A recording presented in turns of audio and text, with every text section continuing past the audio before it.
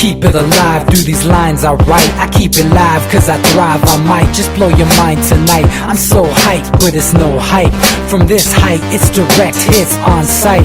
I'm your type, lend me your ears to show you that there's something in me. I'm not giving up, I'm standing right here, holding these days hostage, and I'll make this my year. We turning fear into love, and the love's in the air. I love doing this cause nothing compares, nothing can share that same type of feeling when you feeling them flares. They can't catch it, it's havoc. I rip to a tear, switch a scenario, my stereos, I leave them impaired. Variables start to change and they're all in my range. I just gotta grab it, it's all mathematics. Every step is drastic, I make it fantastic. I'm trying to take your breath away, asthmatic. This is live through the stereo.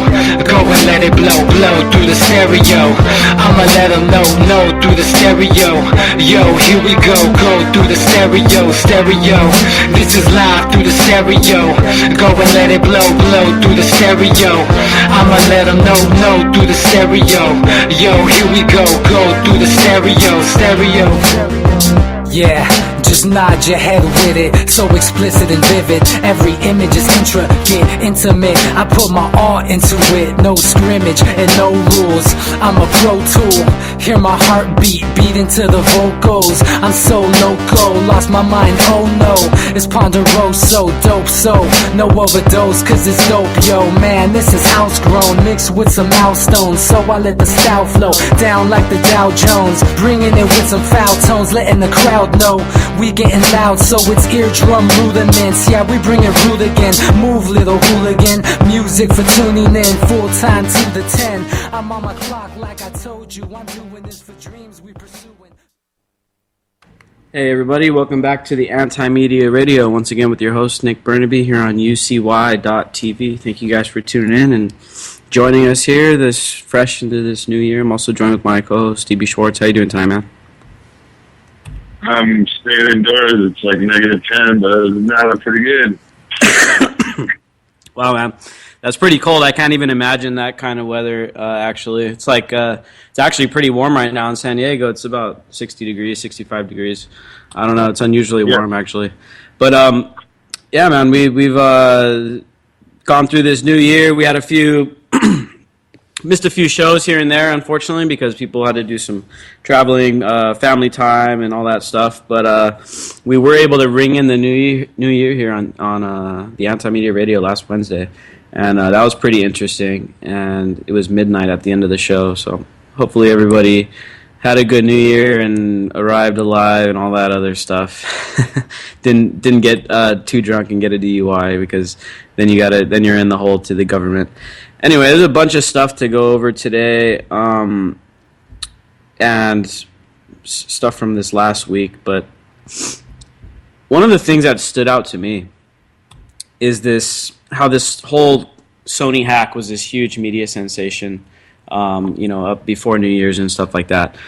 And the entire time it was being blamed on, North Korea. In fact, even now, it's still being blamed on North Korea in many ways, especially by the media. Right. And Glenn Greenwald actually put out a pretty good article on that, about how the media is just able to, regurgitating this line from the FBI. Now, the truth is, nobody really knows exactly who hacked Sony, but most experts agree that it probably wasn't North Korea directly. So the whole reason I'm getting to this now is because Obama has just announced executive order sanction, more sanctions against North Korea.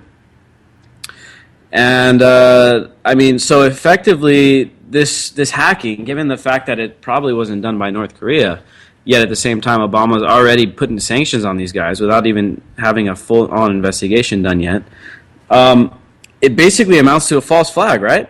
I mean, that's basically what it's done. Yeah. It's like the new era of warfare. It's now becoming, it's totally black ops. It's hacker armies going against each other. And of course, we have AI already. So, I mean, we can take them down and we can do it strategically or whatever. And it's obvious they couldn't even get into Sony's network. If you've read even stuff as mainstream as Wired, they pretty much have said North Korea may have the hacking know-how, but there's no way they have the hardware to get into Sony. Like, they just couldn't do it. And it's going to turn out to be an insider, man. And there's a lot of really, really bad information. And that's like the understory and the undercurrent that's not really being reported, is that people's files were hacked, and there's a lot of incriminating stuff of big-time people. So it was definitely inside, and it's going to amount to a blackmail case eventually. Yeah, man. I really don't see how North Korea was involved in it, but it's just something that they've been able to just pull over our heads real quick, and it's kind of become common knowledge. Even in fact, on one of the New Year's broadcasts, they do those New Year's broadcasts on TV. One of the guys was talking about how North Korea hacked Sony and all that stuff. So I mean, it's total like propaganda, man. The media is completely in line with this one, and I don't really think this is it's not really a conspiracy theory. I think there's many experts have valid questions about whether it was actually done by North Korea or not. And we have information, as far as the information that we've gotten from our sources, they say no, it wasn't done by North Korea. It was done by someone else. So, I mean, this is just crazy. This is crazy stuff, what's going on here. And then, I mean, we got to think that this is all kind of coinciding, with this containment, basically, that we've been trying to do, right? What I see going on, like, geopolitically is like this encirclement, once again, of, like, Russia and, like, this whole Cold War era, tactics, and I think that's what this whole North Korean thing is pretty much about. Once again, it's like Korean War 2.0, but this time it's being fought, covertly and stuff like that. It's something that I think the American people should be pretty wary of. We shouldn't be allowing our government to just go in and just wholesale sanction all these countries and run rampant when it comes to this economic warfare, because in many ways, I mean, economic warfare is more painful than, traditional warfare, because in economic warfare, you're hurting women and children as well. And, just like they did in Iraq, they killed all those, they say that some of the sanctions accounted for like 500,000 deaths of children in Iraq. So, I mean, this is the kind of stuff that our government's doing. It's not what you see. You don't see people blowing up, getting blown up with bombs and stuff like that. But I mean, this kind of economic hitman type of warfare is even more deadly, I think, and more damaging. And it's much more of a manipulation tool. You know what I mean? And it's total warfare of a fourth dimension. Like they've always said, it was air, land, and sea, and now it's virtual, right? Because we can declare economic war on a country by just screwing around with the derivatives market, betting a bunch, or even short-sighting certain crops, making farmers grow according to what they need to make. And you can make sure that through technologies like HARP, you wipe out crops. It's not hard to do, and it's an economic weapon. Food is an easy weapon. Now they're trying it with water, and they're draining out the Great Lakes and other things. But, yeah, it's just a culmination, and you can't really have a World War II again. You can't have this conventional super war, because then it'll spread to nuclear. I mean, everybody knows that. So what do? The only thing left now is this virtual kind of combat zone, and we're seeing the effects of it. Yeah, man, and there's an important point that I want to get to here about all this, how this stuff kind of correlates back to media manipulation. So, we all know that the media is on board with this whole blaming North Korea for the hack and all that stuff, right? Now, keep in mind that when some of that information got leaked from Sony, they were saying it showed that the State Department had approved. They looked over the movie and approved it or whatever. Right. I got this article from Gizmodo, and I think we're going to be covering this on the Anti-Media tomorrow. Basically, according to Gizmodo, the CIA has to approve every script for the spy drama The Americans. I don't know if you guys have heard of this, but it's a TV show that's on one of these TV networks. I don't know which one, but it's basically like some Cold War era type show where it's these people that are Russians that are posing as Americans and they're spies, basically. Anyway, right.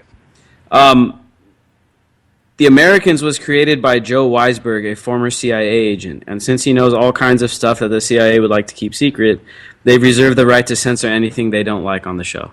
And so basically what we're seeing right here is like the CIA and these TV producers or whatever working directly, with each other. And the horribly ironic thing about all of this is that weren't those guys? I think the guys that were in that movie, The Interview. I haven't seen it yet, but I think they were like part of the media, and then they were like working for the CIA and stuff like that. So I mean, this is all it's almost horribly funny, but it's like there's the fake version of it in the movies, and at the same exact time they're pulling a real version of it, right under our noses. And I don't know, man. This is crazy. We have a caller on the line. I think it's Justin King. How's it going, man? Pretty good. How are you? Not too bad. So right now we were just talking about this whole, what's going on with Obama creating sanctions against North Korea over this Sony hack, even though it's pretty disputed that North Korea was even responsible for the hack. But now we got this article from Gizmodo claiming that the CIA is kind of approving this show, The Americans. And I just think this is a crazy, too close of an entanglement between these government spy agencies and the media. You know what I mean? So, the FBI has a whole division of the organization that's just dedicated to media and the way they spin things. And then there was those reporters out of the LA Times, and the guy, I think now he works with the AP. We reported on it on the Anti-Media about how he was basically getting his articles basically approved by the Pentagon. So what do you think of this crazy relationship that we see building between a lot of the media and the government? Well, it's nothing new. The CIA has been doing that for decades. It was Operation Mockingbird, I think is what they called it. They flooded the media specifically to spread their propaganda. I mean, there's a CIA director that actually said, we'll know we've done our jobs correctly when everything the American public believes is false. I mean, disinformation is a critical part of intelligence work, and that's what they do. I mean, in order to make you feel good about, what you do and what America does, they've got to lie to you, because most of what we do is not really that nice. Yeah, I mean, it's very. I mean, it should make people, I guess, question what they see even more, because it's no longer, Operation Mockingbird and stuff like that. It's no longer some kind of just theory. I mean, this is stuff that's actually happening. It's happening like right now, and we have information about it. So, I mean, to me, it's like, well, maybe this will get people to, if we can spread this information enough. Maybe people will actually start to say, okay, well, maybe a lot more of the media is controlled than we really thought. And there's actually whole TV shows that work with the CIA to make sure that nothing is actually put out there. And so the question I have at the end of all this is, what happens when the CIA says no? If these people are putting out a TV show and the CIA goes, well, no, we don't want you to put that out there. Well, I mean, that's just a direct surrendering of your First Amendment, man, your freedom of speech. You're not going to, these producers aren't going to put stuff on the show if the government says, no, you can't put that on there. I mean, that's insane. I mean, it's self-censorship.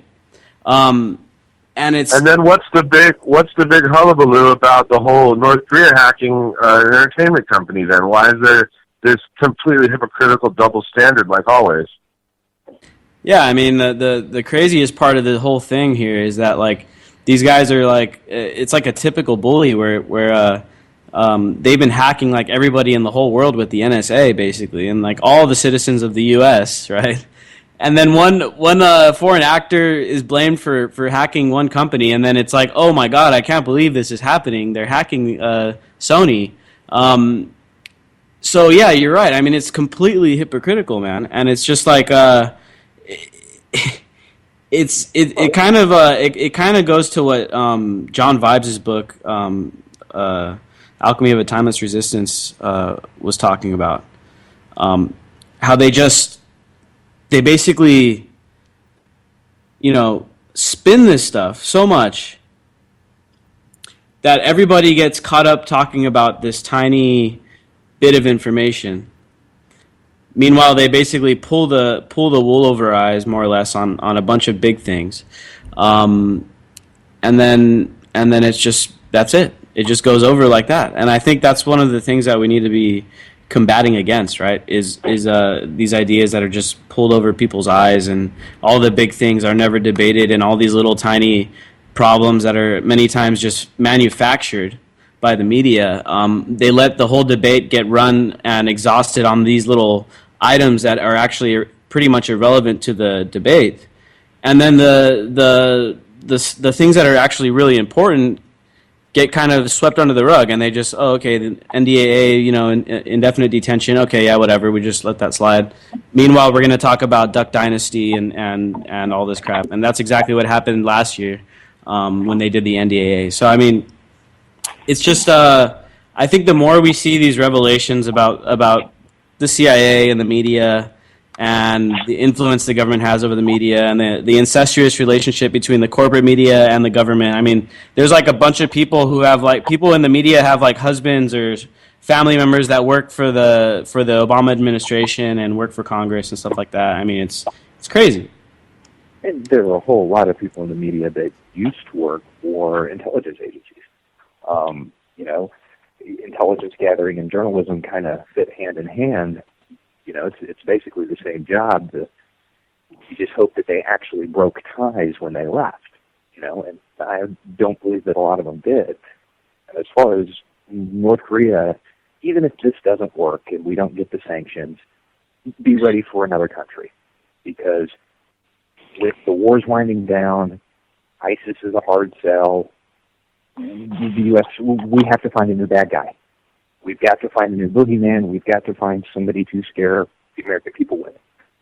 So even if it's not North Korea, very, very soon we're going to have a new bad guy we're going to be leveling sanctions against and building towards a war. Well, it seems like in all likelihood this new bad guy is Russia, right? I mean, it's not a new foe, but it's someone who hasn't, in recent years, wasn't that much talked about outside of the whole Georgian incident and all that stuff. But I mean, it's with all signs pointing to Cold War 2.0. It seems like to me the Russians are definitely becoming the new boogeyman when it comes to the government and the media and all that stuff. And that's what's scary, is that it's not one of these little pushover third world countries that our drones are just going to knock over in 2 weeks.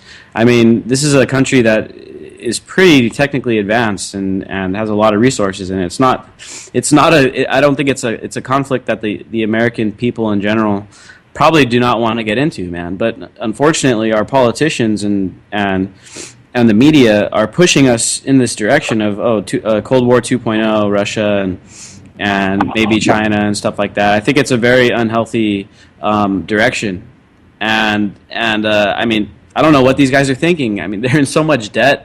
They're trying to hype up all these wars, start all these new sanctions, send weapons into Ukraine. I mean, how many billions worth of weapons are we sending into Ukraine this year? What's the only thing that can fix a wartime economy is bigger and bigger wars.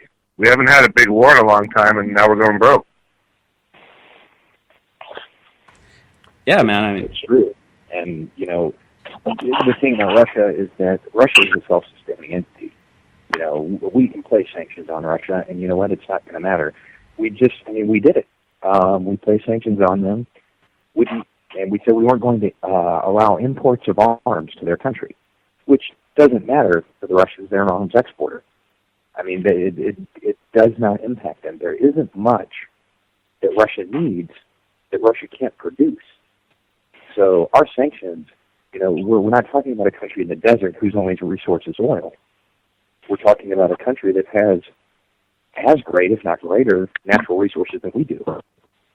So. Yeah, they have an enormous natural resource base. They're the biggest country in the world by far. So they've got not only oil, but they've got all the minerals, lumber, and everything that you need, basically, to do most things. So I think not only is it these sanctions, but I think they're definitely targeting Russia with the gas prices, and I think the oil prices per barrel are being manipulated, definitely to punish Russia. And I mean, it's I don't know. It's a crazy time when we look at the economic situation, and I'm sure you guys have all heard about the ruble and how the ruble is basically in rubble, more or less, because it's been crashing, and the value it has gone way down. And I mean, these guys aren't playing. It's real economic, warfare. And that's also what's coming to North Korea. I've heard a bunch of the rhetoric, and some of our sources tell us that the North Korean central bank is going to be the target of some big-time either sanctions or covert actions or hacking or whatever. And like we were saying earlier in the show, I mean, these kind of economic these economic games are actually more deadly. The caller in 812, you're if you can mute your line for now. We're gonna come back to you right now in a few minutes. Sorry about that. I mean, these games are pretty dangerous, and they hurt millions of people, and it's it doesn't discriminate. So you can't just target and say, oh, we're going to just target these sanctions against military-aged men that are in the military. You can't. These sanctions blanketly, attack everybody in the whole country. So we're talking about children and women, elderly, people that can't really fend for themselves, are being hit by all these sanctions that we're putting against countries, whether we're talking about Iran or North Korea, Russia. I mean, it's the poor people really that are getting hit, man, and these games are, I think, worse than actual fighting, because in actual fighting you could see the casualties. And when they play these kind of war games, I mean, it's harder for the American public or the people that are paying for all this stuff going on to actually see what their money is buying them, because it's hidden. And now, especially now with ISIS, Syria, Iraq. And Obama was over and over saying, no boots on the ground, no boots on the ground, no boots on the ground. Even though that was partially a lie, right? Yeah, there's still thousands of troops that they put in there, and they have engaged in combat. But technically, yeah, he didn't really send a full-on army in there. But what they did send is an army of drones. And that's the thing that really scares me, is that in the future there's going to be not so much boots on the ground, which means that the people aren't really going to care that since no Americans are out there dying. It's just drones being shot down. But at the same time, these same policies can kill, thousands and thousands of people, where they're being implemented. Like, let's say in Palestine or Yemen or Pakistan, places like that. So I think that what the U.S. is doing with these sanctions is pretty deplorable. I mean, somehow we gotta, and it seems like when they do it, there's like hardly any public backlash at all. Like whenever they do sanctions, like, oh, whatever, just more sanctions. Because yeah, a lot of times sanctions don't do much, but sometimes they do, and sometimes it can really devastate, mostly the poor populations of these countries. Well, yeah, I mean, those at the top, they're going to eat, they're going to drive their Mercedes, everything will be fine, for them. They're not going to suffer. It doesn't matter what sanctions you put in place. It's going to be the guy at the bottom. Russia may be the exception to that, because it's an oligarchy. People know it's an oligarchy, and the oligarchs are very aware that the Russian people have a threshold, and then they overgrow you. So you're probably not going to see massive starvation, famine, anything like that in Russia.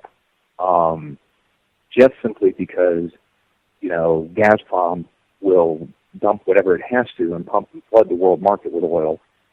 They'll do whatever they need to make sure that the average Russian has the minimum of what they need to keep them just above that threshold of revolt.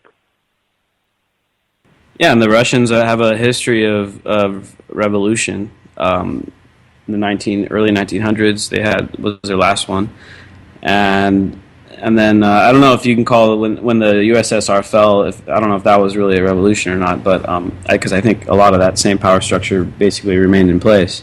And obviously, with Putin at the head, I mean, Putin was a figure in the KGB back under the USSR, and I mean, so a lot of that same structure, a lot of those same people, the same bureaucrats that were basically at the helm back then are basically, still at the helm more or less. But another thing to think about too is I think in Russia, like 60% of their food comes from like small family farms and stuff. So it's Russia's. What's that?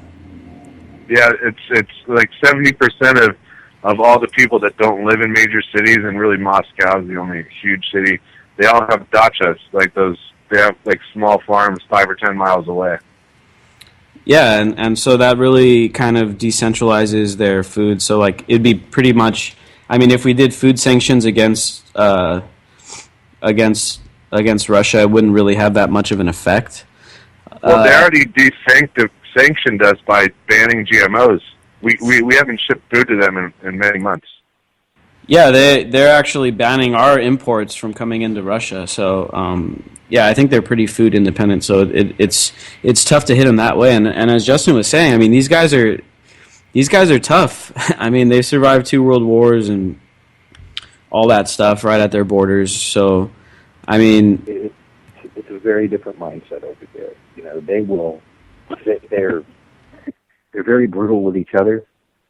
It's almost like a family. I mean, they're brothers will fight, but let somebody else come in. That's the way most Russians are. It's okay for them to have somebody that's screwing them at the top, but it's not going to be a foreigner. They have a lot of ethnic pride. So we have a caller from 812 on the line. How's it going? You're on the Anti-Media. What do you want to talk about? Yeah, sorry about that earlier, man. I tried to keep it. Oh, no worries. Okay. I wanted to shift the conversation a little bit to the collective known as Anonymous. So there's some information that's been passed down to me. I go by the name Yoshi. I've called in before. I guess I'm within the hive of Indiana Anonymous Indiana. So basically, some information that we've collected. There are some people that have been using funds collected from people within the movement, mostly Op Ferguson and the such. They have been using it for their own personal gains. Someone by the name of Alex Poucher. He did a sit-down interview with the leader of the KKK. I have direct evidence that he's been using funds that was set up by Op Ferguson that he is not associated with for his own personal gain. And then another one of his cohorts, John Anthony Fairhurst, he is also using personal funds from ops for himself. What they're doing is they're going around from place to place, protest, and inciting riots, and they are basically fake anons. I'm not going to go as far as to say government involvement, but I do know that they don't have the revolution in their heart.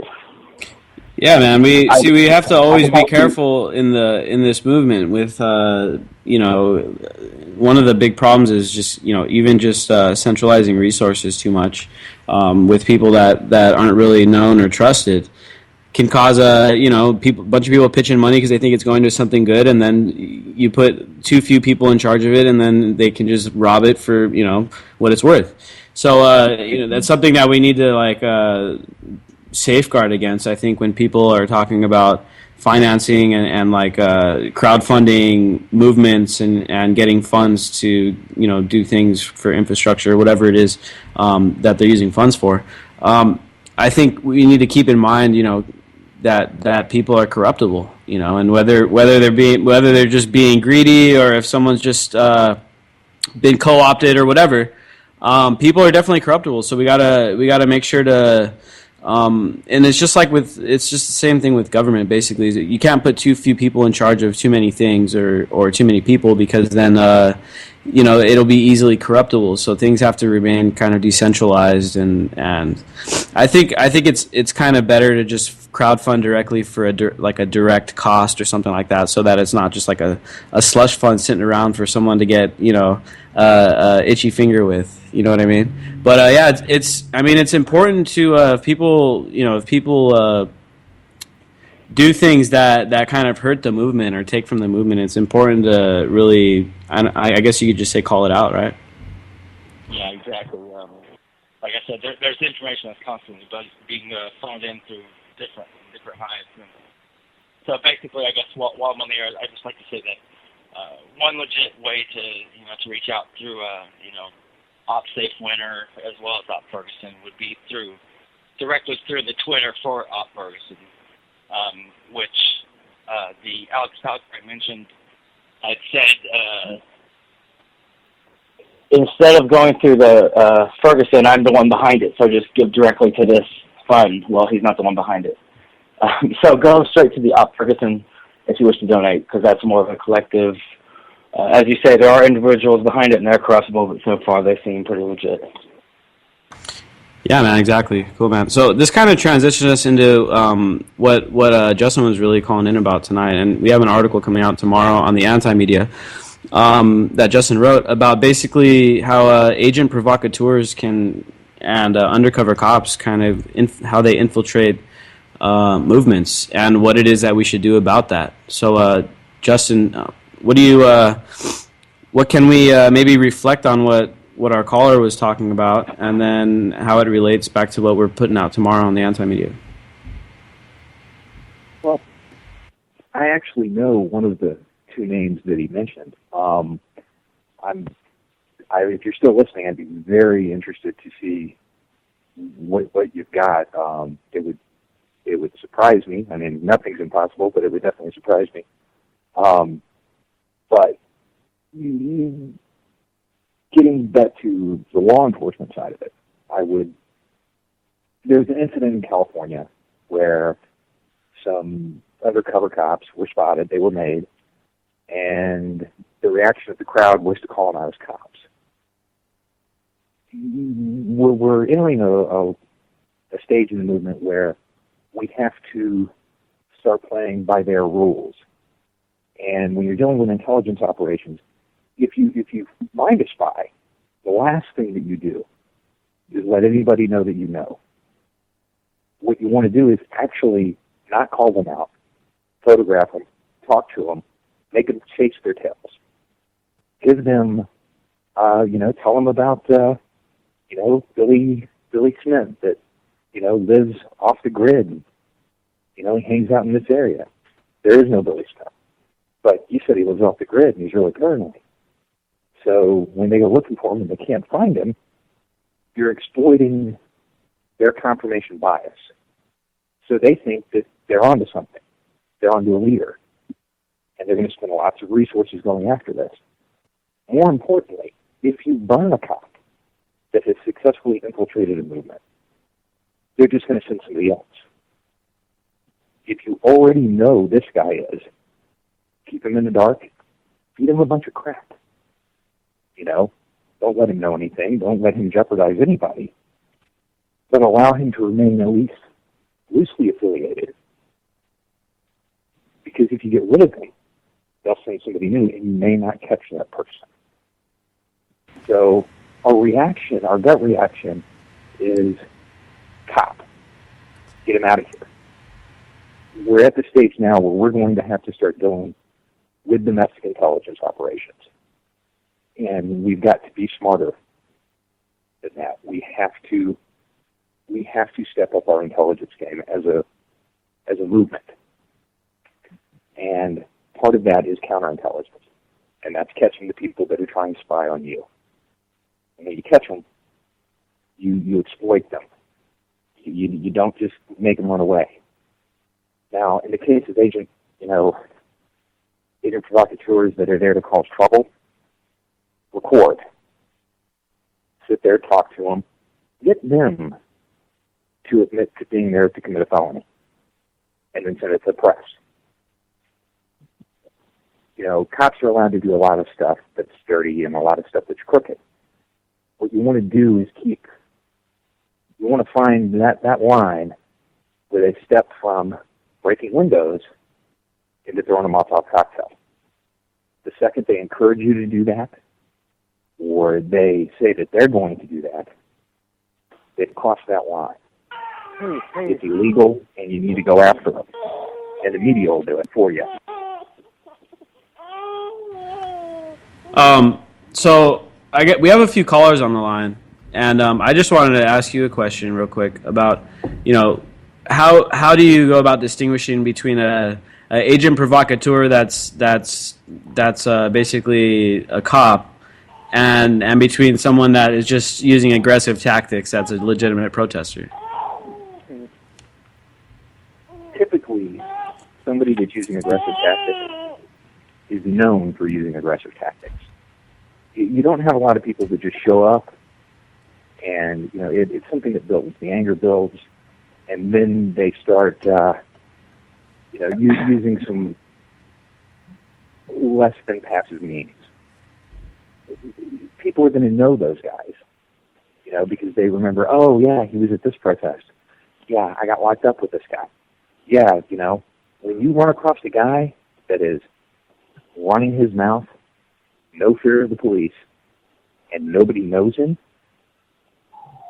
he's probably not there in your best interests. Your number one tell is that nobody knows him. If he's college age and has no activism background, sorry, 917, you got a siren in your background there. Yeah, I'm sorry about that. I think the question here is more of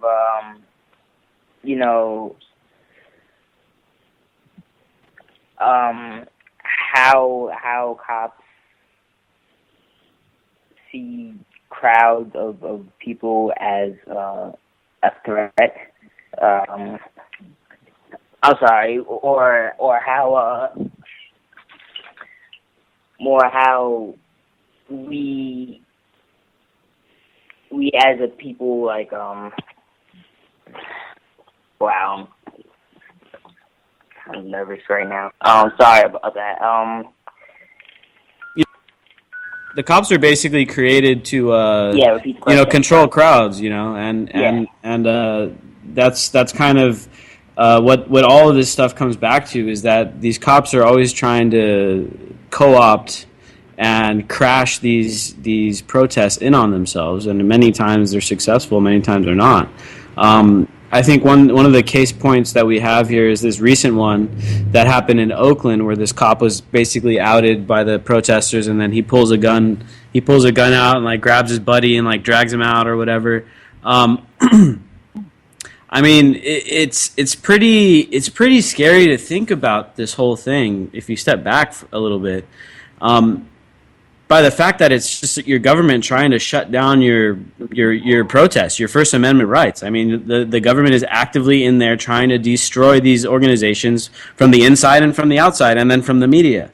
And these are all uphill battles that every activist has had to face. I mean, think about the civil rights movement and the way they were treated by the media, and the way that they were able to harness the media. And I think that's kind of what Justin is hinting at here when it comes to leading these dogs on, and when they send the dogs out, you just have them running in circles. We need to start maximizing all these things that go on, and more or less take advantage of and be able to turn the media in our direction and things like that. And I think all these people that were coming out with the I Can't Breathe shirts, and we're talking about like pretty mainstream people, like in the NBA and people in the NFL and women's basketball teams and stuff like that. I mean, this is the kind of stuff that they just can't stop, and if we can get that kind of stuff working and the media turning in that direction, I mean, that's how we can do it. Otherwise, like, just like the riots that went on in Ferguson and stuff like that, the media took that and spun that in the most negative way possible, and it really they tried to make the whole movement look like a bunch of looters and a bunch of rioters, and shed a negative light on it just because of the way that the media manipulated the whole thing. And Justin also wrote an article about that, because you were actually in Ferguson, about how one of the things the media didn't talk about is how the cops are really the ones that escalated the whole protest into a riot. And so it all circles back around to this media manipulation that we were talking about at the beginning with the CIA, with these TV shows and stuff. I mean, it goes all the way down to the top, to the bottom, and then back up to the top. It's crazy. I agree. I feel like now the question isn't like, how dirty are we being done? Like, I think that's what you guys were talking about earlier. It's not about now how dirty are we being done, because we're definitely being done dirty. I feel like now the question more is how do we separate ourselves from that, and how do we work past what has all damage that's already been done, and the damage we all know is very extensive. And I think that if we come together, or it needs to be discussed how we can better come together and get over these obstacles that have been placed in our way deliberately. Yeah, it's like, can we build our way through it and rise up to this challenge? And the thing is that the messed up part about this whole thing. 559, you got a little background sound there. The messed up part about this whole thing is that even from an even further back point of view, it's kind of like this struggle that humankind has been facing, for thousands and thousands of years, and it's the fact that we tend to be always ruled by an oligarchy, no matter what empire you talk about, what country you talk about. Historically speaking, ever since the days of Babylon and even before that, I mean, we're talking about oligarchy, from then to now. And it seems like we've never actually figured out how to break the back of an oligarchy for good. And every country has a revolution, and they try to take steps in the right direction, right?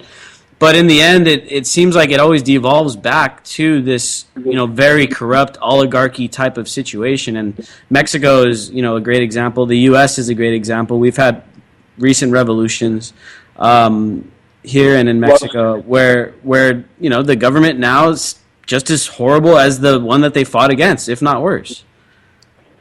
Mm-hmm. Well, the tendency of government is definitely snatch more and more power.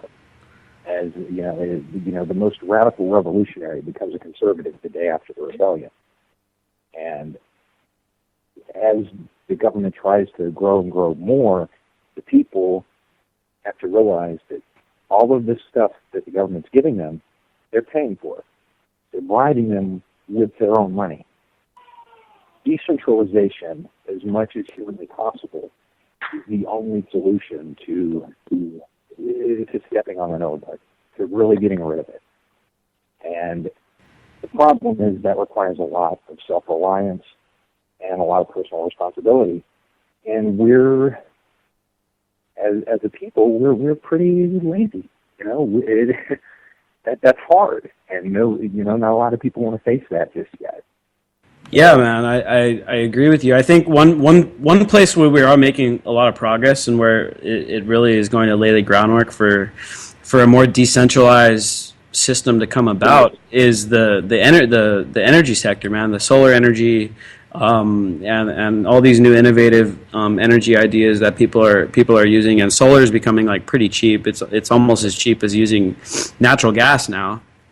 So once we have more decentralized energy, that'll give people the ability to be more decentralized with everything else. And we can't forget, of course, we're in the coming of the drone age, right? But also we got to remember these drones can be used, for good, and we could use drones to help us do things. You could have a drone that keeps up a farm, I mean, you could have a drone that does all kinds of different stuff. So the technology can be used for decentralizing, I think. And then this whole, the whole 3D printing movement, and man, they're like 3D printing stuff in space now. They're 3D printing houses and all kinds of stuff. So, these are ideas that can help us decentralize. But I think you're 100% correct.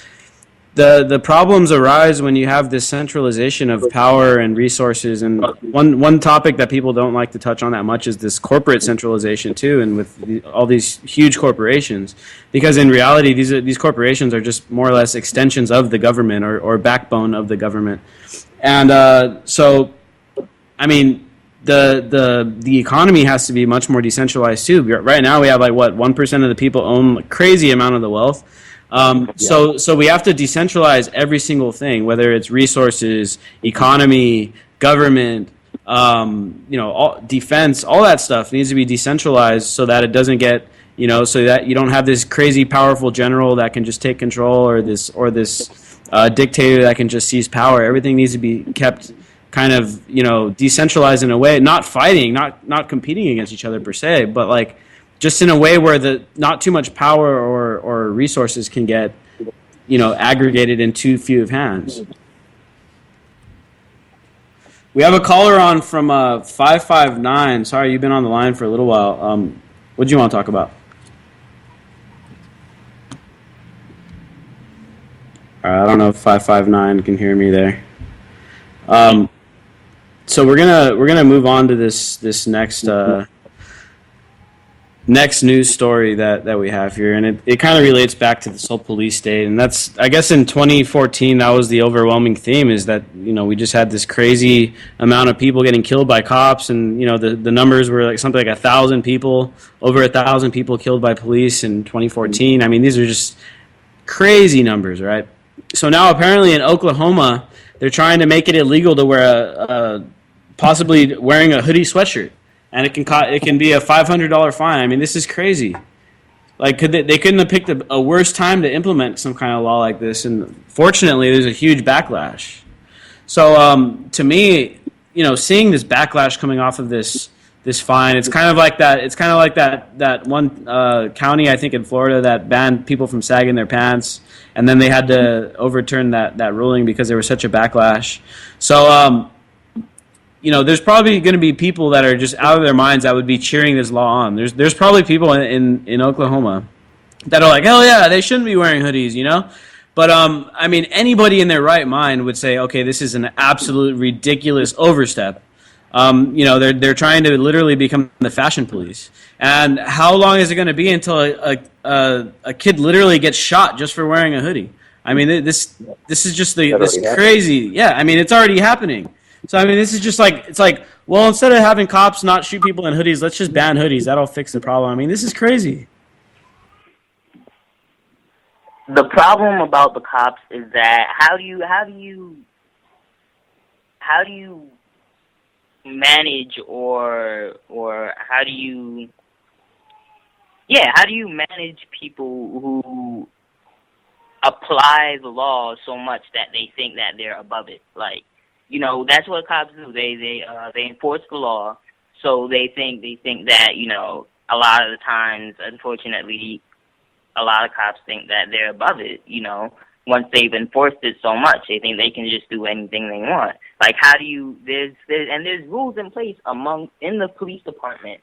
Like, you don't do this, you don't do that, but that's not being enforced. There are good cops out there who are helping people who are like, there's been cases where people have been beat up by other cops, and then another cop will step in and try and help, and that cop who tried to help would end up getting fired, trying to help. Yeah, I mean, that's kind of what actually happened to Chris Dorner. What happened to him is he reported some abuse, or some, one of his training officer was like basically kicking a guy while he was on the ground. And then basically what happened is that Dorner got vilified, and he got, the whole department basically turned against him and just ridiculed the hell out of him until he quit, and it basically drove him crazy.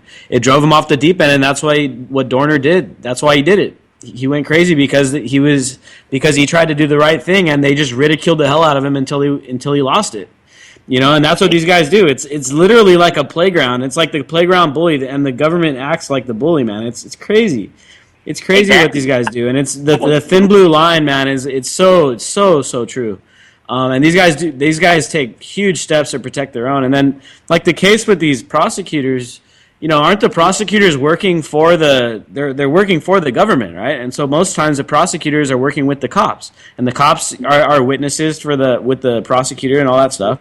So I mean, having a government prosecutor trying to prosecute a cop, I mean, that doesn't make any sense. There's absolutely no checks and balances there, and it just goes to show how far gone this justice system has come. So I guess, one thing I want to kind of get into, and we haven't talked enough about, but there was this article on Rolling Stone about 5 ways to get rid of cops altogether and do different alternatives. But it was going viral for a while, and I saw it again today coming up in the feed. And I guess I kind of wanted to talk about that. I mean, what are some solutions that we can start doing where we can actually get these cops to stop? Start replacing a lot of these departments. And there was that department in Florida. Zone. Or like in The Simpsons, where Homer Simpson did like community policing. Basically, did this Springfield did such a good job to the point that even at least in the episode that in A Blind Ridge, the mayor appointed him as chief of police. Yeah, hopefully it won't be Homer policing the streets though, because we got a bunch of Homers out there right now that are doing a pretty bad job. Yeah, no, but also speaking of good cops, I've got to ask yourself that, are they really good cops or are they acting like good cops? Because remember when Chelsea Manning, who before her trial when she was in prison, someone who tried to act human as it was being nice, and it was all for sure that Chelsea was opening up to the guy pretty much, and he was just some sort of a snitch, a squealer. Just saying. Yeah, man. I mean, here's the thing: is that first of all, the entire government is pretty much like unjust, right? It's like pretty corrupt. It doesn't really represent us anymore. And then the cops basically are enforcing laws that are put down by this system for the rest of us to abide by. And as the caller from 917 was saying about how the cops don't really follow their own laws, well, the government as well, the congressmen and stuff, I mean, these guys basically get away with all kinds of stuff. They're allowed to do insider trading on Wall Street, and I mean, they're allowed to get away with all kinds of things. And these are the ideas that run rampant, I think, within the entire bureaucracy of government, right, in every country. So, definitely. I mean, the problem, I think, when it comes down to it, as far as cops, I mean, are there good cops? Well, there are good cops. I know I've seen good cops before, but at the same time, they're working for a bad system, and they're upholding a bad system. Good cops are basically just as extinct as the dinosaurs. Just saying, in my opinion. They'll just act for show, but I doubt that they're good people because when they go through the police academy, they literally brainwash each of those trainees that think that the people are bad, they are your enemy, and you should find somewhere or another to stuff them in jail like human sardine cans, no matter what. Well, I think there are good ones in there, man, and it's just a matter of time until at a certain point in time there'll be a defection where a bunch of cops will actually start blowing the whistle, and it's already starting ever since all this awareness has been increased since Ferguson. There's been plenty of cases of whistleblowing cops, so there's definitely good guys within the departments, and honestly, like I mean.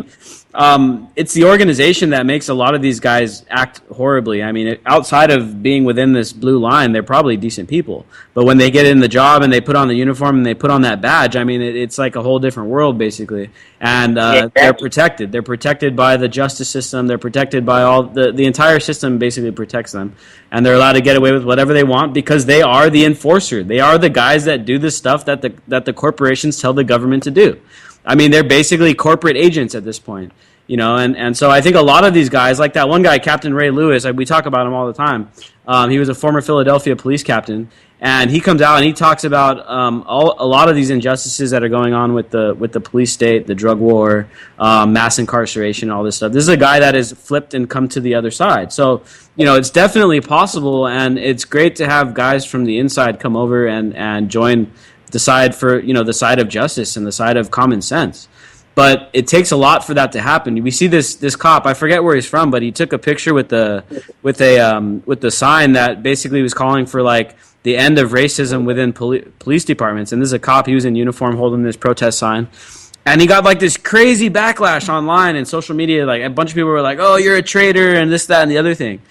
So it's tough for these guys to step forward. The few good ones that are out there that actually have the courage and the moral standpoint where they're actually willing to step forward. It's tough because there's a situation where this thin blue line suppresses anybody that even thinks that way and makes them seem like unpatriotic or traitors or going AWOL or whatever it is you want to call it. I mean, there's a bunch of negative terms used for people like that, even though they're actually doing the right thing. You know what I mean? Yeah, no, and that's why another main reason why I still keep my Catholic faith intact, so I can at least have a little of a reference point or a moral high ground point that you cannot tag me from so and so. Although unfortunately most of the Christians are conservative, even though I have a very progressive, pretty much that if you always know, they're very judgmental and they use it to express their hatred. No, Jesus was the most liberal person of his time and showed that to express love, compassion, help and love thy neighbor one another.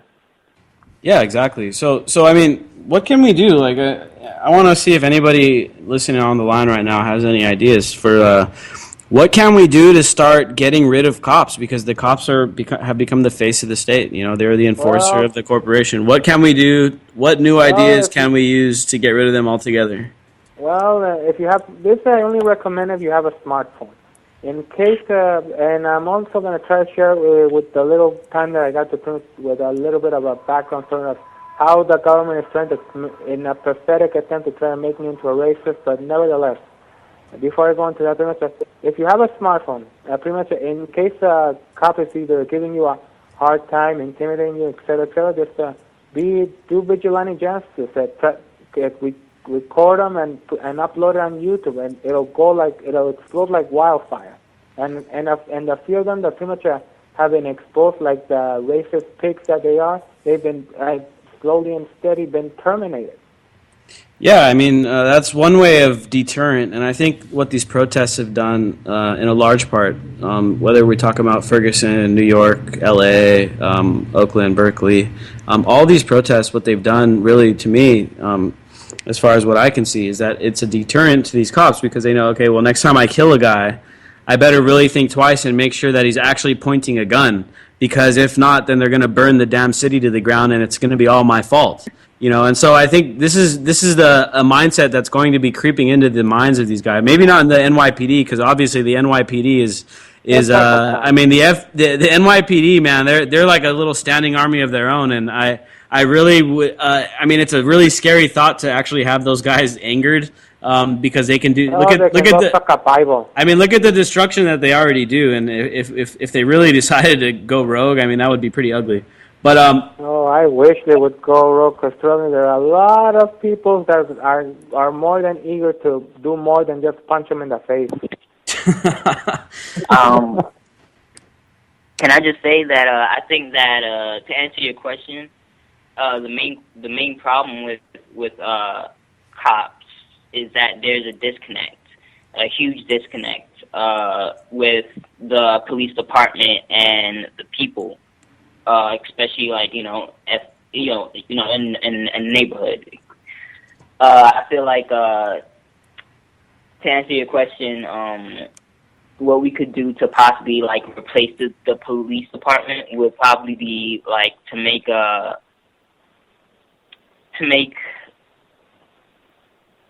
are you familiar with like how closed off communities are? Like they have their neighborhood watchmen and stuff like that. Like Like just make people who are more familiar with the neighborhood and more familiar with the people, you know, in charge of their little, you know, sections. Make it more, you know, localized. Yeah, I think you're right, man. That's something that we should start doing more often. Thank you guys for tuning in. Thanks for calling in, everybody. We'll catch you guys 5 days a week. Tomorrow, same time, Monday through Friday, UCY.tv. Thank you guys. Look me up on Facebook and Twitter, 314 Love Machine. Bye, everybody. Through the stereo, yo, here we go through the stereo.